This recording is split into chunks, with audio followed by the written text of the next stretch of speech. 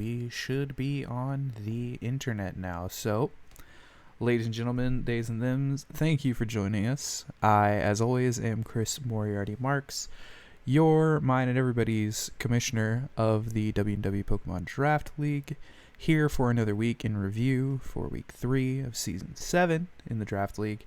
And I'm joined by the same two nice people that I am every week. Gentlemen, say hi to the people.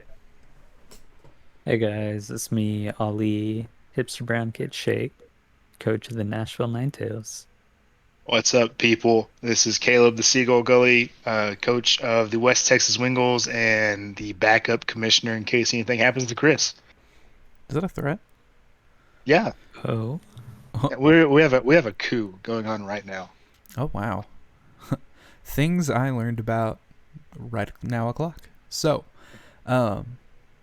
particular news from the week, nothing really. But, as always, let's start by taking a look at free agency. Ali. there were absolutely no free agency moves made this week. Back to you. Thank you. To you, Caleb. Well, there were predictions. Like all weeks, we have predictions. We had the Charlotte Charizards Jersey City game go 2-1 in favor of Jersey City. I luckily got one right for once. And then we move on to the Memphis Machamps Chapel Hill. We all called a Chapel Hill series correct at 2-1. So a point across the board for all of us there. Followed up with the old school hoedown, throwdown, Toronto versus Nashville. Very tight series, goes Toronto's way. So, pretty good overall for myself in the predictions. Ali at 5-6 overall. Chris 8-3, bonus points to the bye week, crushing West Texas. So, I believe that gets y'all an extra win somewhere in there, right? Mm-hmm. Something like that. We did finally have the 3-2-1. Caleb got 3, I got 2, Ali got 1. Very nice. That's a first, yeah. You know I'm never betting against myself. I'll be wrong all I want. True, valid. But Well, that way when you win, you get the prediction and the actual win, which is Yeah. it's like two birds, one stone kind of thing. But Exactly. But speaking of Ali betting on himself and getting it wrong, Caleb. Yeah. So very first, I think this was the first, no, second series played this week actually, but we're doing it first for the video. Toronto Trickers versus the Nashville Ninetales. 2-1 in favor of Toronto. Very close series. Game 1, the exception to that. We got to see the Sableye versus the Sableye Dragapult lead for Toronto. That's basically all you need to know. Shadow Sneak into Dragapult. It Dynamaxes, goes +2. Everything faints on the other side of the field. So 4 KOs for Dragapult game 1. Game 2 adjustments were made. Nashville leading off with the Umbreon and Volcarona. And that causing a lot of problems with foul play damage. And that being a very close game 2 going in favor of Nashville with the Wheezing and Primarina staring down the +2 Dragapult and prevailing there. Moving us on to game 3, very, very tight game 3, coming down to a lot of positional battles because we saw the Umbreon and the Volcarona lead off in game 3 against the, I believe it was Dugtrio Venusaur. Yeah, Dugtrio Dragapult. Thank you, Chris. I went blank. And the big deal there is the Manectric showed up, got to do the Flame Orb into the Umbreon to get the burn for foul play, reduce damage, being the difference there for Dragapult to pick up game 3, and a massive Frenzy Plant to whittle down the Primarina, locking down up for Toronto, taking the series 2-1 in a very, very classic and close series historically. But looking at a few stats here from the Nashville side, I see that Primarina with 1 max, 2 KOs, 2 feints. Very, very good piece for Nashville that series. Paired up with the Galarian Wheezing with 2 usages, 1 feint, 1 KO, using Misty Terrain instead of the Neutralizing Gas variant this week. The big KO leader for Nashville, again, being the Volcarona, 2 maxes, 4 KOs, 3 feints. Then coming from games 2 and 3, that Umbreon, 2 usages, 2 feints, but don't let that stat line deceive you. It was very problematic for Toronto to deal with. And then game 1, we saw the lead with the Archeops and the Galvantula, both used once and fainted once that series. Then from the Toronto Trick Roomers, the winners of this series, you see the MVP, that Dragapult. 2 maxes, 8 KOs, 1 feint. Most KOs I think we've ever had in a Giraffe League series historically. Fantastic and strong performance by the Dragapult there, paired with the Sableye with 2 usages, 1 feint setting it up. That Doug trio there with 2 usages, 2 feints, being very problematic with Rock Slide and doing Iron Heads to keep things off the field. Another max candidate being the Venusaur with 1 max, 2 KOs, 2 feints, hitting a lot of big damage when needed, finishing up game 3. The Venusaur, the Manectric with 1 use, 1 feint, with the switcheroo with the Flame Orb being very big for game 3, locking that up. And Wellord was present but not needed for this series. Very good one overall, 2-1 in favor of Toronto. All right. Speaking of big Pokemon with 8 KOs in a series, we take a look at the Charlotte Charizards versus the Jersey City Jirachi, with Jersey picking up the series 2-1 off the back of that Cobalion with, again, those 8 KOs.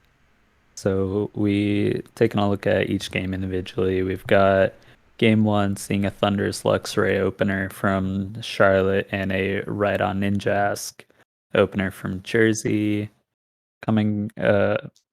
The Ninjask tried to get a good setup with a Swords Dance and a Speed Boost to try and baton pass into the Cobalion, but Charlotte was just all ready for that and was able to take advantage of that prediction and just taking over the game from there. Charlotte taking game 1.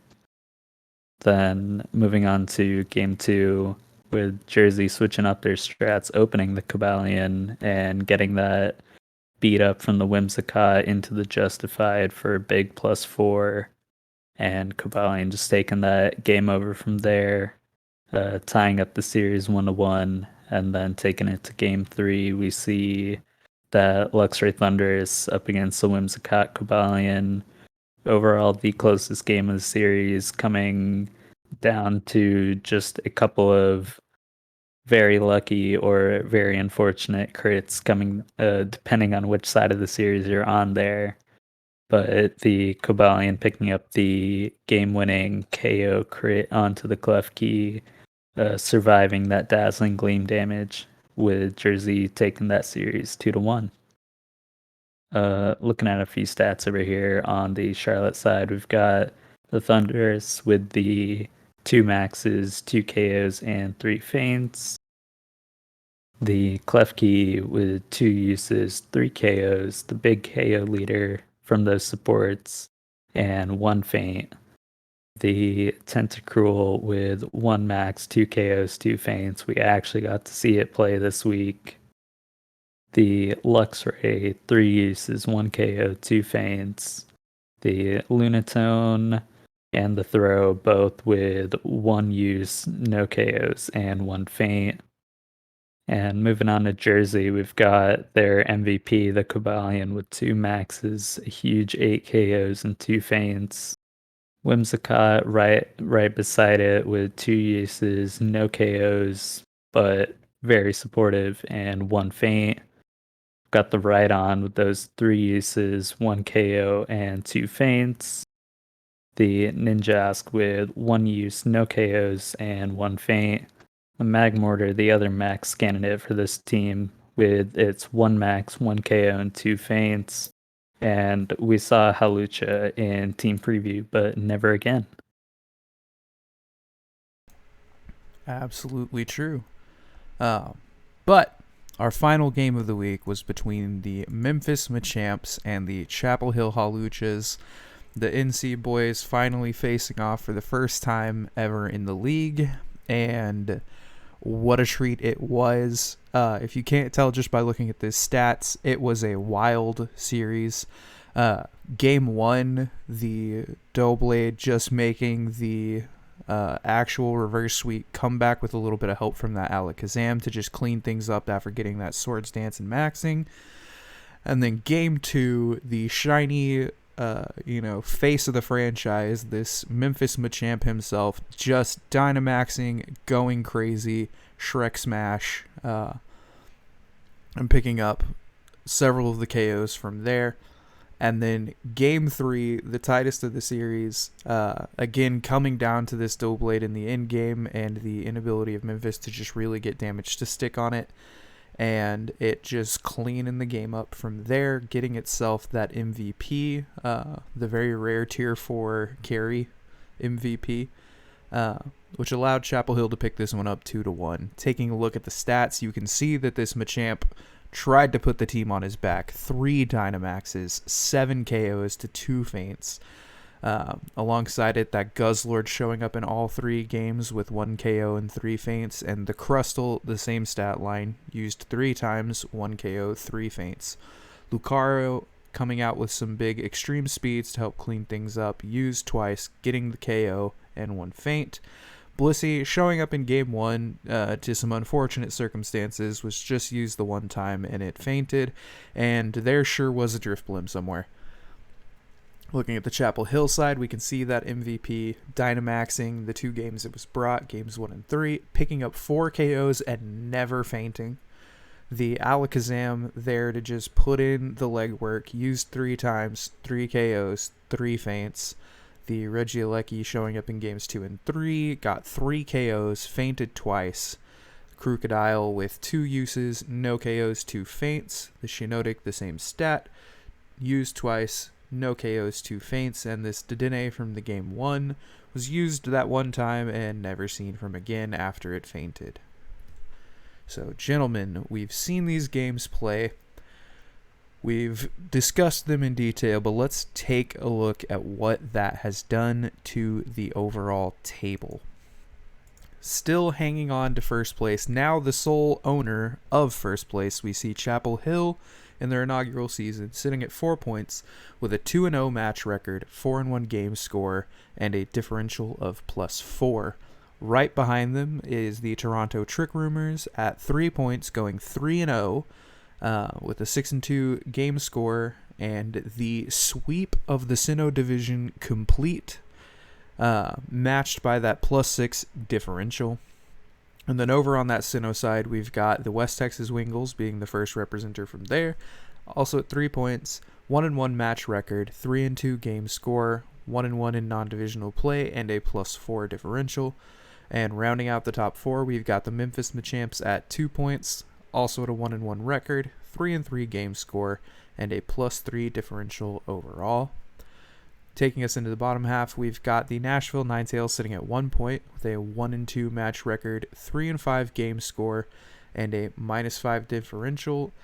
Tied with them is this Jersey City Jirachi team with the exact same stats.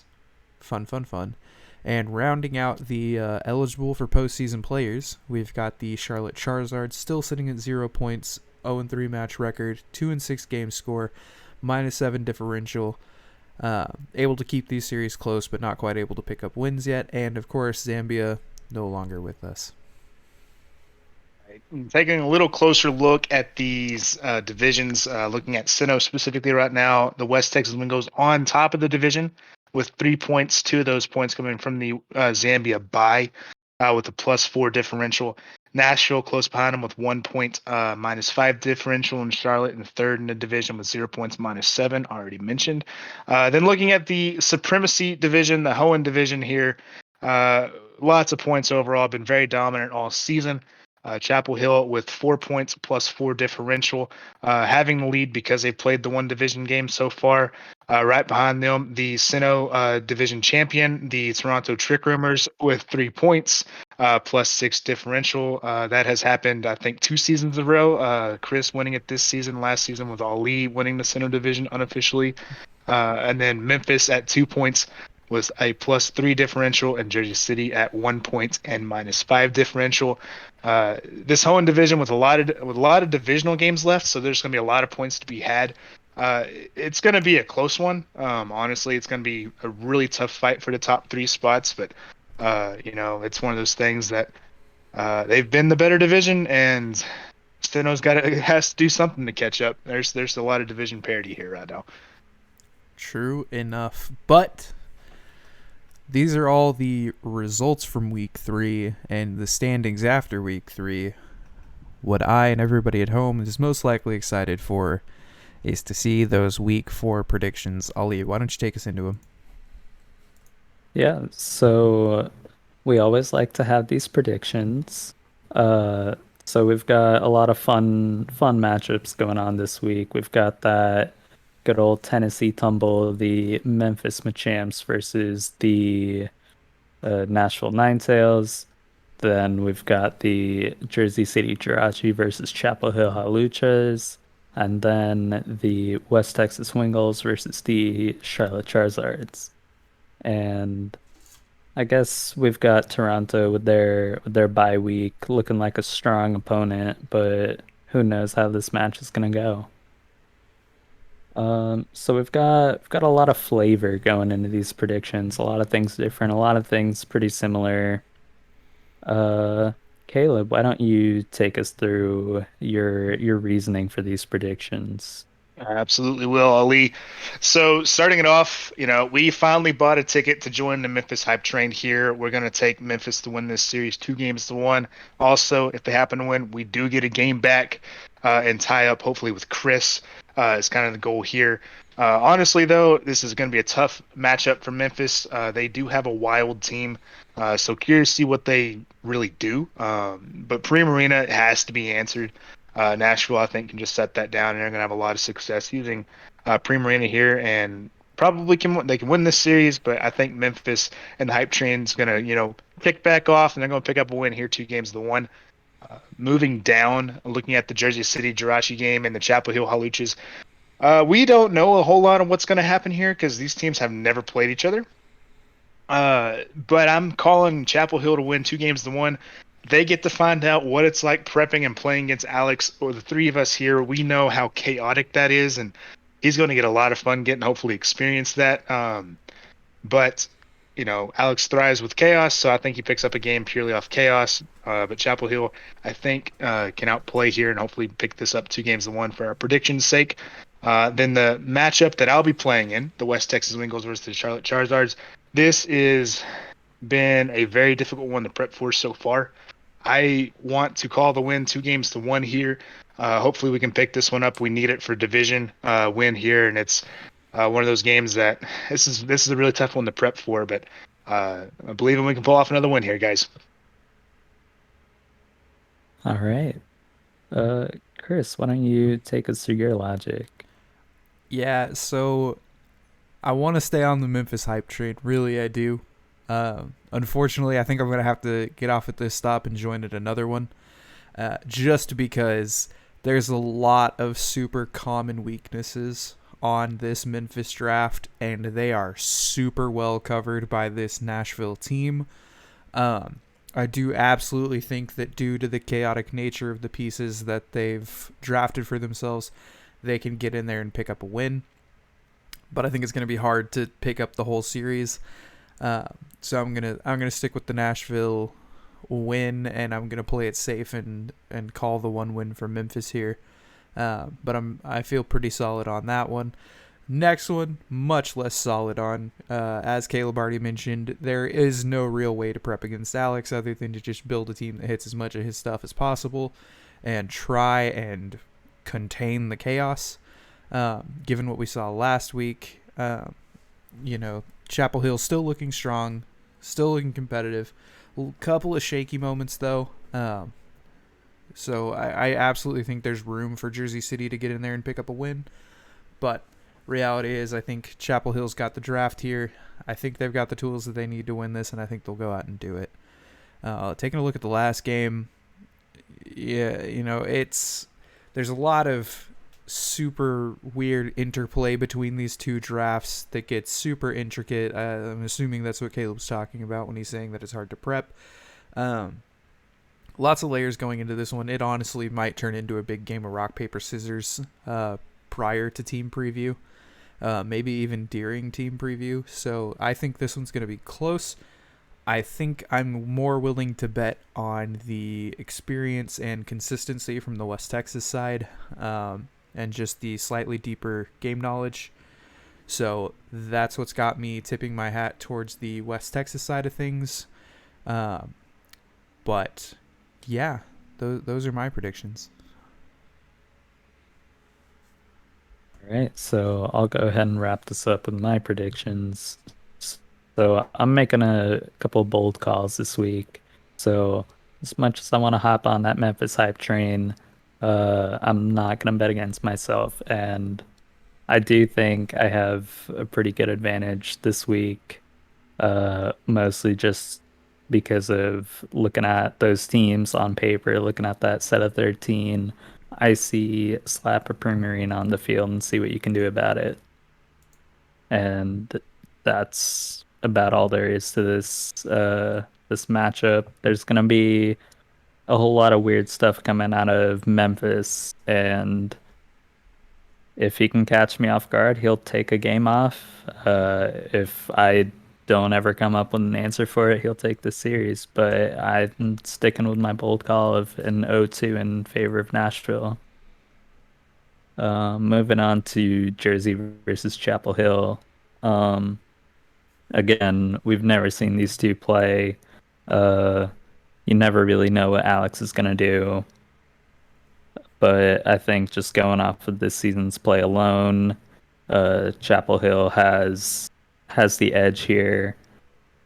But I do think they might struggle in this matchup just because they seem to struggle against chaos. They like to have their game plan and stick to it. And when Jersey messes up your game plan, it's kind of hard to come back from it. So I do think Jersey will take a game off here, but I'm still calling it 2-1 in favor of Chapel Hill. Moving on to the last game, West Texas versus Charlotte.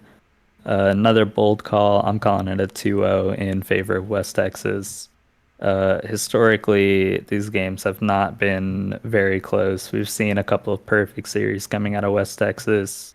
I do agree it'll come down to a rock, paper, scissors sort of thing, but I think West Texas is going to be using some loaded dice, hands, however you want to call it. You know what I mean?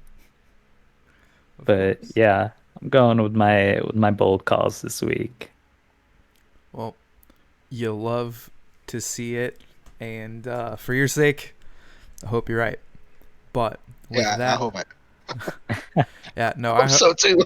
I'm gonna laugh when Caleb gets the game one wrong and just throws himself further behind again. But you know, you gotta appreciate the bold call and going for the prediction title. Oh, Since get a there's trade no horn way for he's next- beating me for the next for one. the big title. But with that, I think we've covered all the information we're supposed to cover here today. So I want to thank everybody that has tuned in to watch this. If you're watching on Twitch, feel free to follow this QR code. Check us out on YouTube for more updates like some of the player perspectives. We just uploaded a new video that was sort of a behind the scenes look at the Toronto Trick Roomers prep for that game in this past week against the Nashville Ninetales, so that's a fun one. Go check that out. But if you're watching this on YouTube, feel free to go check us out over on Twitch, where we stream sometimes during the week and you can catch the games live. You can find us Ali at Hipsterbrownkid, Caleb is the Seagull, and I am Texas Two-Step Bot over there. But gentlemen, any closing thoughts before we wrap this up for the week? Toronto versus bye week, going to be exciting to watch. I struggled against it, so what does Toronto do is the question I have moving forward for this week. I've got the bye week going down. I think Toronto's got the tools. I think we're gonna do it. I think we're Okay, gonna good luck. finally hand the bye week its first L. Good luck. That thing's tough. Yep, I believe it. But we're ready. We've been good on strategies so far this week. But Ali, anything to say to the nice people at home before we go? I mean, we've got a lot of interesting series coming up this week. It's gonna be a whole mess, but it's gonna be a treat, and I'm excited to get it going. Awesome. Well, thank you everyone at home again for tuning in, and we better catch you in the next one.